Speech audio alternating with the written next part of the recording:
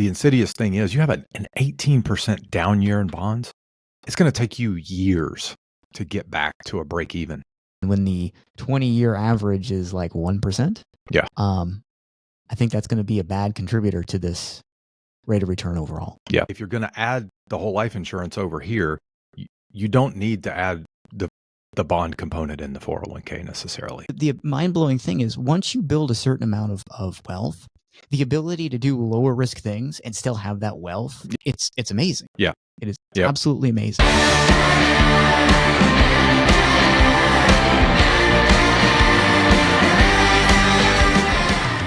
So today we wanted to get into,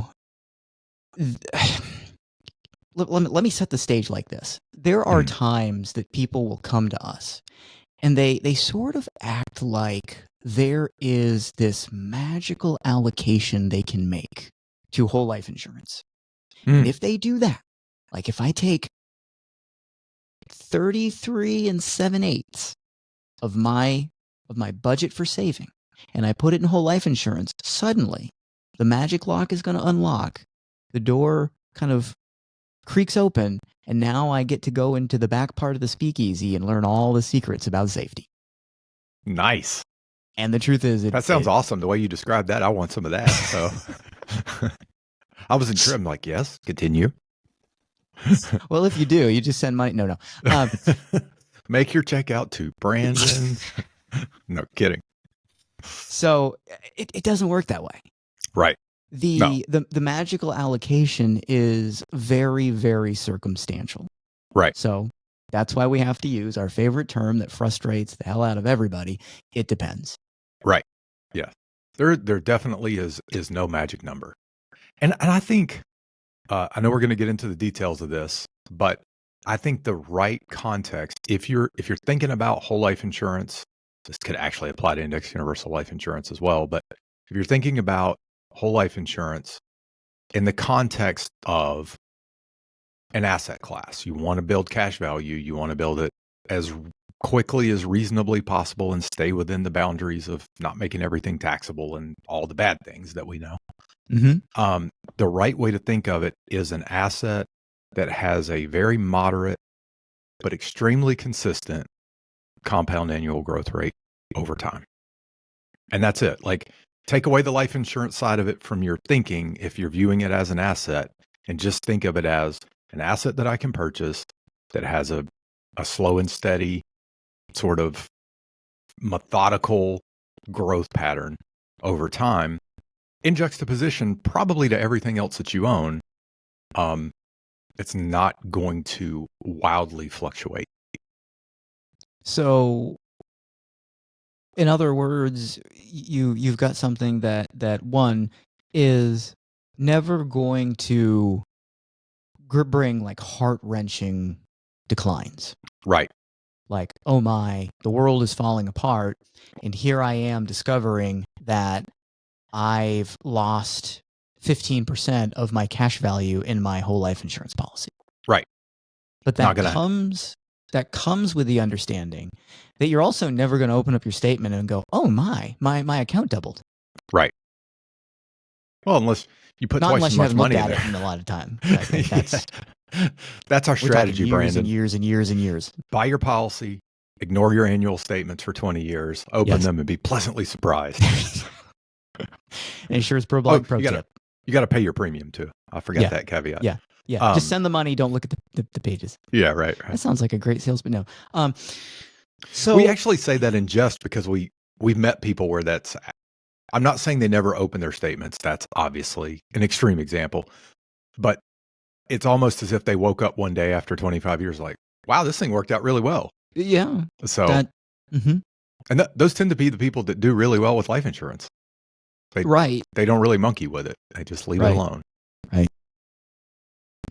So today we wanted to use an example to highlight just how specific things can get by noting that, you could go a long time without any allocation to an asset like life insurance. Yep. And then decide sort of, I don't know, halfway through your professional life, your accumulating years, as we sometimes like to call it, that you want to change course. And now you're going to incorporate life insurance into your retirement planning. And under that scenario, the percentage of your savings budget that life insurance comprises, it may become a big percentage.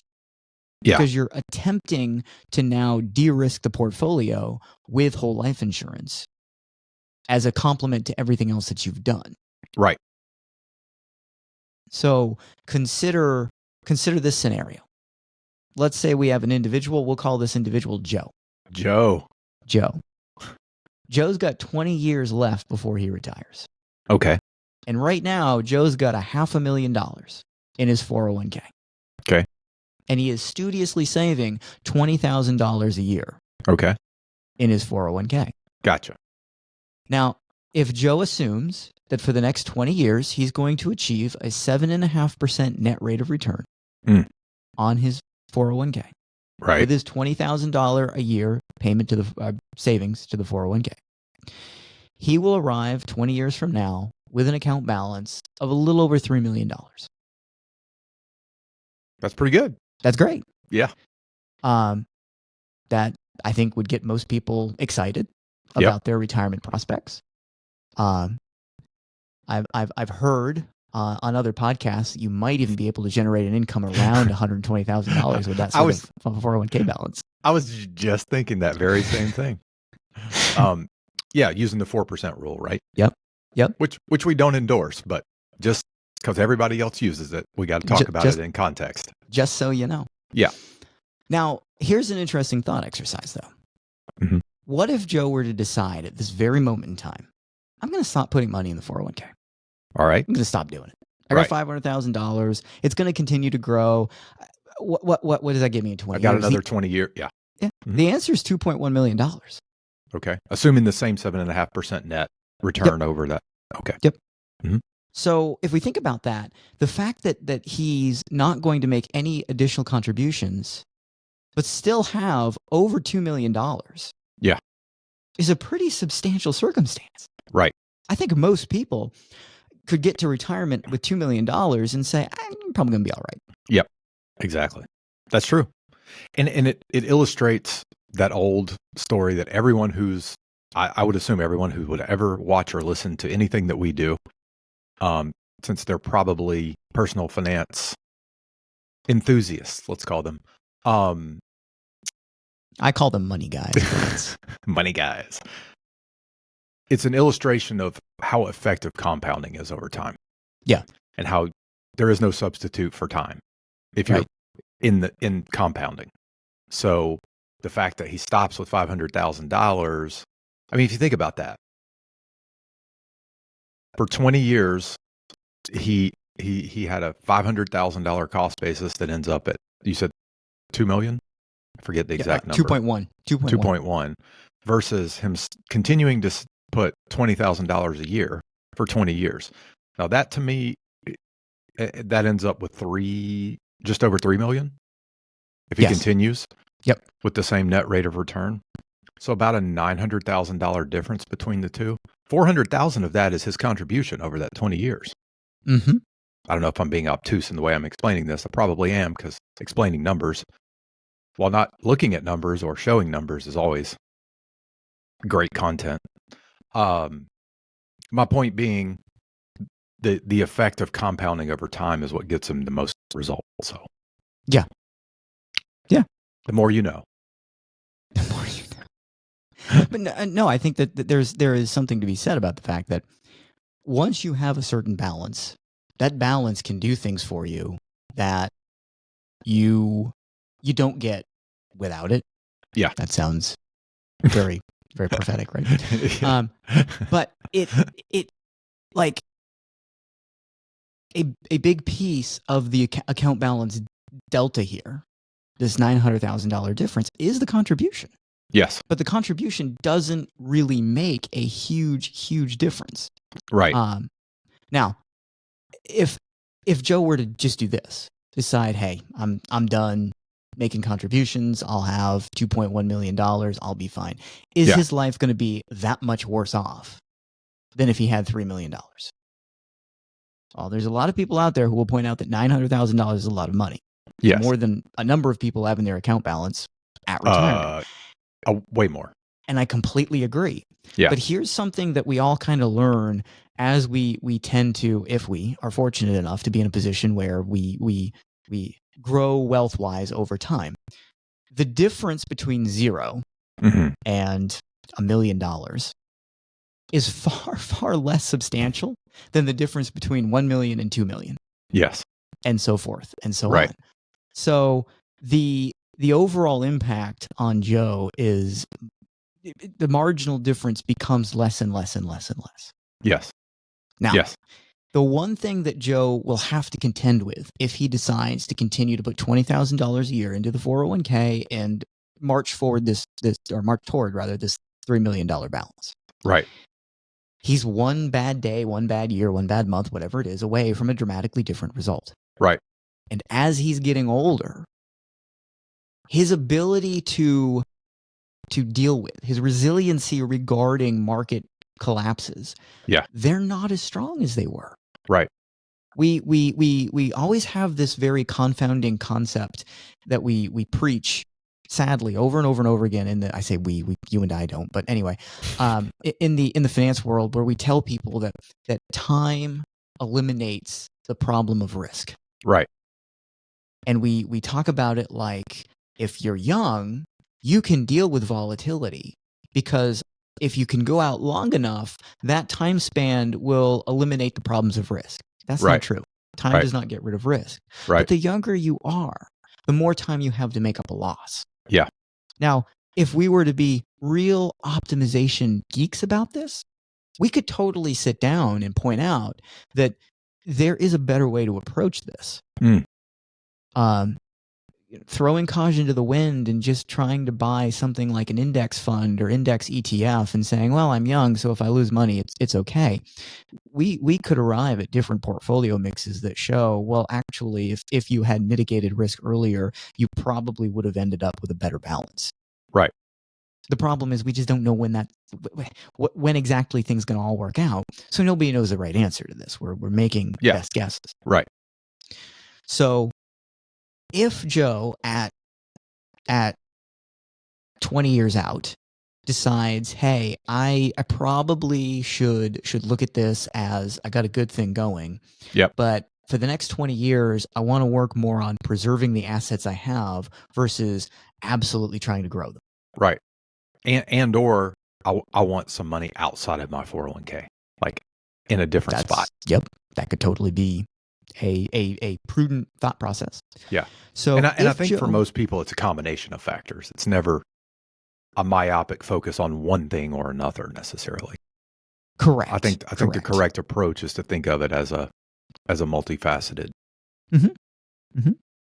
approach. So if Joe were to decide at this moment, hey, I wanna ratchet back the risk profile. Yeah. One option would be to change allocations in the 401k. Right. He could focus on some bond funds there, move some money to cash. Yep.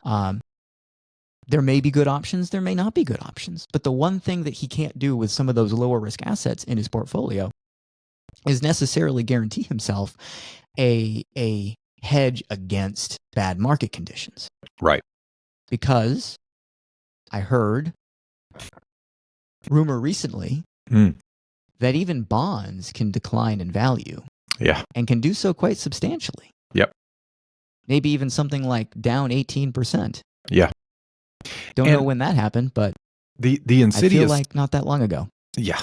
Like a year ago.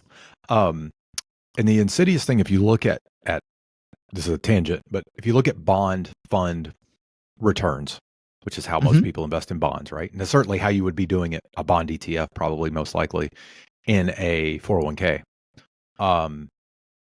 The insidious thing is you have an 18% down year in bonds.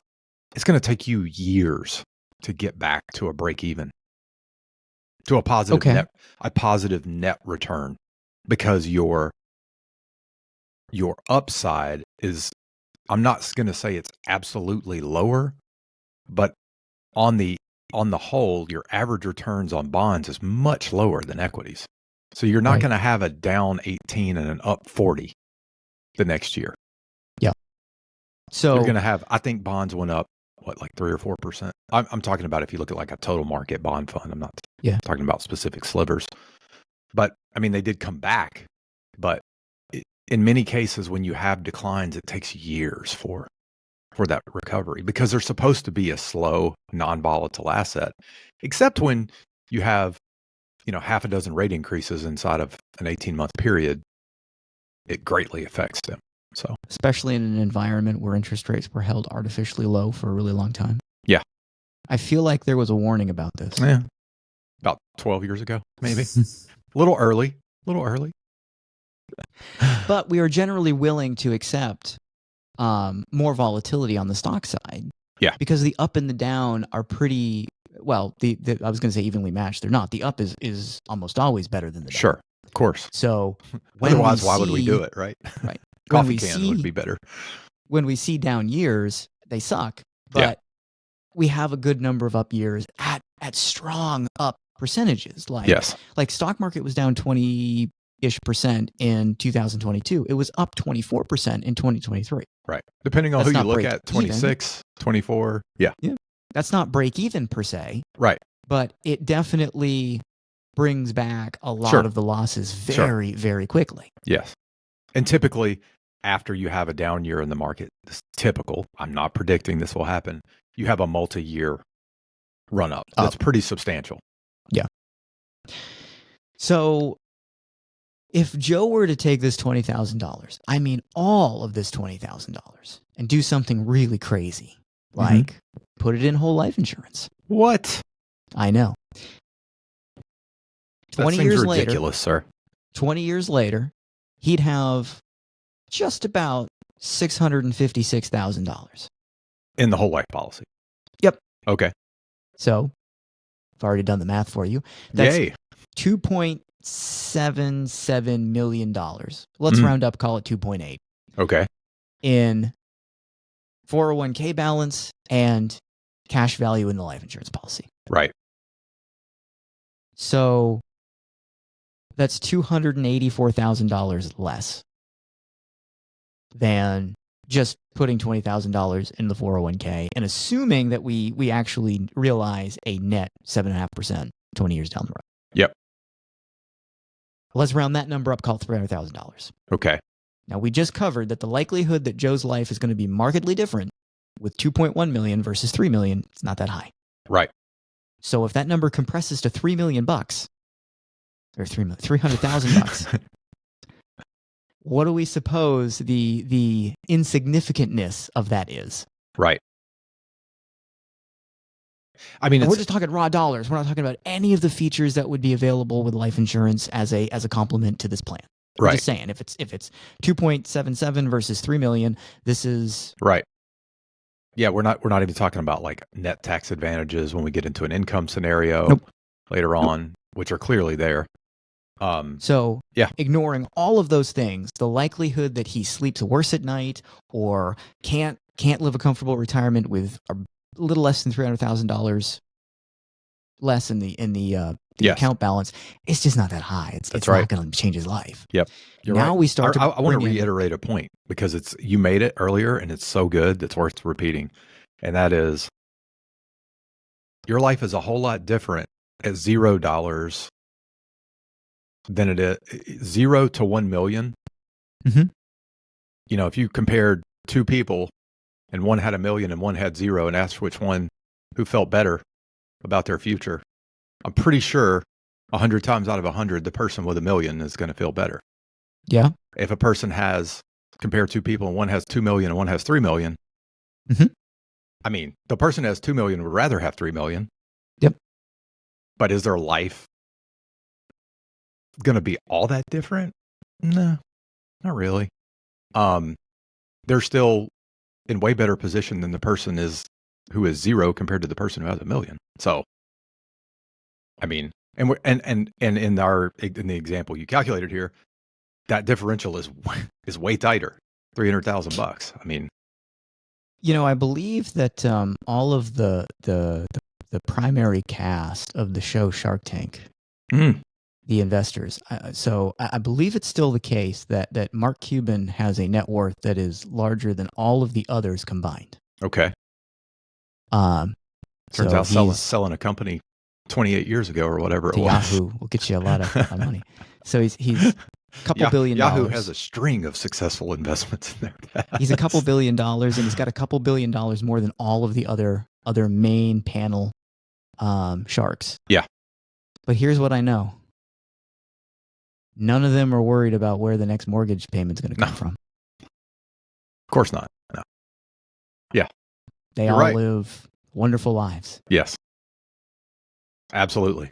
So again, the further you get from zero, it becomes magically better. Yes. So we ignore all of these components. Now let's add them back in. Like the fact that Joe has a little bit of peace of mind with this mixing life insurance with 401k piece, because he can stay more aggressively invested in the 401k. Yeah. If the market goes down, oh well, there's $600,000 in cash value in whole life insurance. We can generate income with that for quite a while we allow the 401k to come back. Yep. Absolutely. And if we try to diversify within the 401k with things like bonds or use target date funds, if the market goes down, it all goes down potentially. Yeah. Right. And the recovery is not as easy. Yeah. Well, I think one of the things that we've talked about with people, and we've had a couple of clients who actually added this insight on their own without us telling them, because we don't make recommendations specific to people about their asset allocation, like what they should be doing across we're life insurance people, so we don't make securities recommendations, is my point.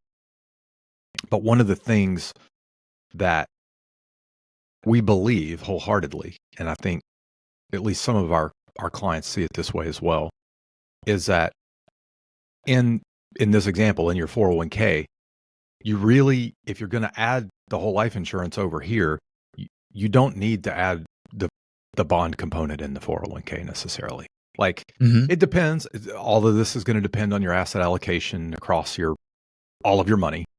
But the whole life insurance is your fixed income asset. Yep. It's going to slowly increase over time, and it's going to be way more stable. I think one of our clients years ago, the exact words that came from his mouth, not me, he's like, he looked at it and he says, "This is like fixed income without principal risk." It's a fair assessment. It's a fair assessment. And the liquidity problems that serious fixed income investors have when they actually buy bonds. Sure. Yeah. Yeah. Well, it's kind of an opaque market, so. For those who really, really, really care about these sort of metrics, the combined, or shall we call blended, rate of return that this achieves is 6.91%. Okay. So this blend of whole life and 401k gets you 6.91 versus 7.5, which would be the effective rate of return on the other assumption. Right. That's not incredibly different. Right.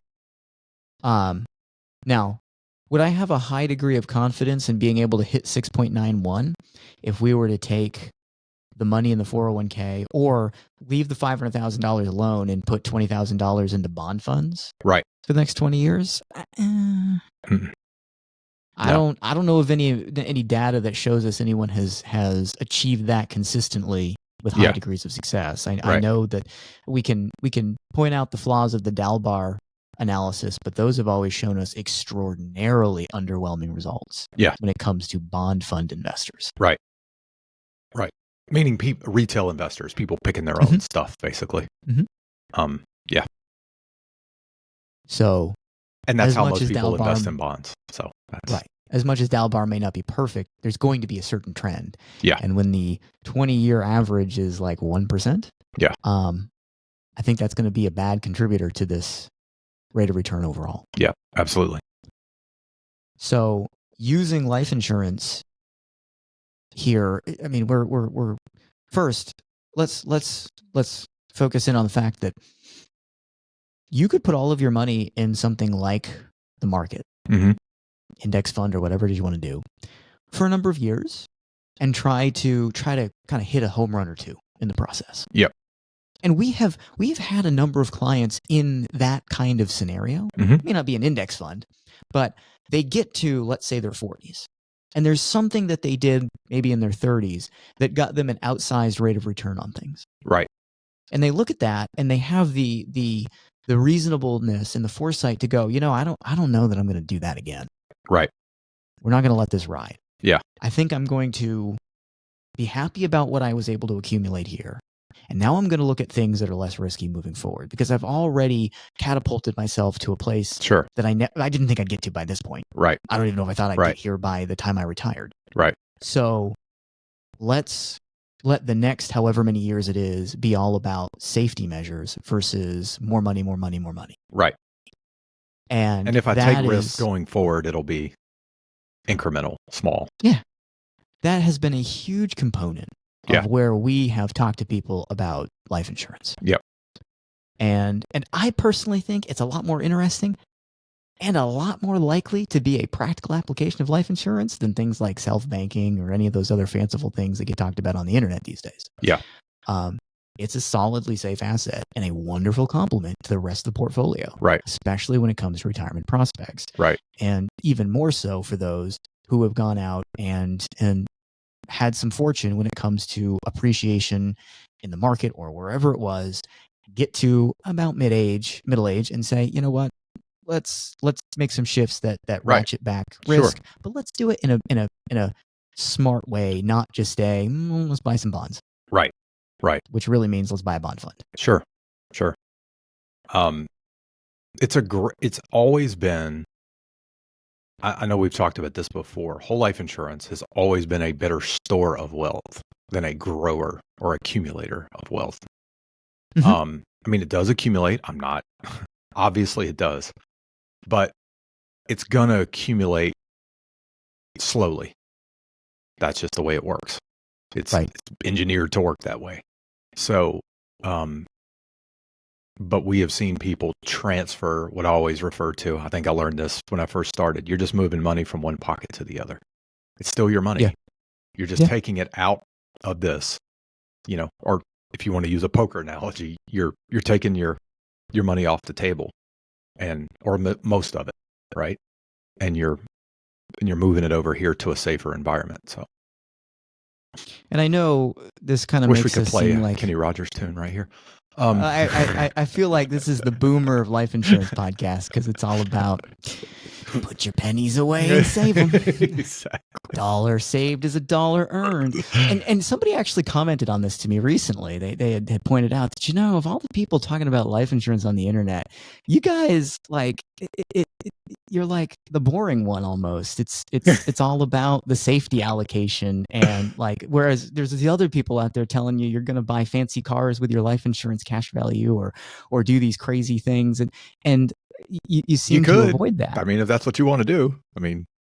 And my response to this was, well, two things. One, we've always been a little skeptical of those claims because they seem a little inflated. But beyond that, we've done this longer than all those people have. Yeah. And one of the advantages, not just from being able to see what the industry does, is being able to see what people do over time. Yes. And people who are way more successful than we are. And the most astonishing common thread among people who come to us, I'm not saying everybody, but a lot of them, is they're reaching a point in their life where they don't care about the hyper accumulation anymore. Right. Once you get to a certain point, yes, you start to go, you know what? Maybe I could reach for the stars higher, but I don't need to. Right. And as you get older, most of those people, in other words, let's say you had $2 million, right? Liquid, mm-hmm. and you're 65, and you go, well, there's always a possibility I could turn this into 10. Yep. But based on all my life experience, I know what it's going to take to turn that into 10. Mm-hmm. I have a reasonable expectation of what that would be. And I don't want to do that. I don't want to work that hard anymore. That's not everybody's Elon Musk or Steve Jobs. I know that many people don't like to hear that, but Very few people are Elon Musk or Steve Jobs. That's why there's so few of them. That's right. It's not to have a quitter mentality or anything like that. No. It's just the notion that, hey, I can't live that neurotically for my entire life. Right. I just can't do it. Yep. And the mind-blowing thing is, once you build a certain amount of wealth, the ability to do lower risk things and still have that wealth earn you an outpaced amount of money versus things that you tried to do that you worked very hard on that didn't result in nearly as much when you were younger. Sure. It's amazing. Yeah. It is absolutely amazing what you can do once you have a little more money. And you just don't need to take the risk. It's funny. I remember, this was from years ago. You may remember specifically how she said it, but I believe the big Suze, we'll call her Susie O. Back in her PBS special heyday, and when she had call-in radio, and she may still have all that stuff. I have no idea. Someone asked her what she did with her money. Mm-hmm. You know, does she buy? I don't remember. Do you remember exactly how? Do you buy this or do you buy that, or what equities do you? It was some context of. They were basically asking her what version of her own cooking did she eat? Right. And she was like, "Oh no, I don't do any of that. I just buy T-bills because I'm rich." So and it just really made us laugh because we were like, "See, that's what we've been saying all along. Like, people who get to a certain level." There were some people who tried to ridicule this. Yeah. And say, oh, Susie doesn't follow her own advice. But Susie's worth tens of millions of dollars. She doesn't need to grow have to follow her own advice. She doesn't need to grow it at 7.5% or 8%. Right. She's happy with 2, if that's what it is, or 5. She's probably real happy right now. But either way, it's okay. Yep. She's not ever going to spend all the money that she has. So. No. Okay. I think it's time to suck on a Werther's and take a nap. We'll go on a high note, Susie. So I am Brandon Roberts. And I am Brantley Whitley. And we will see you next week.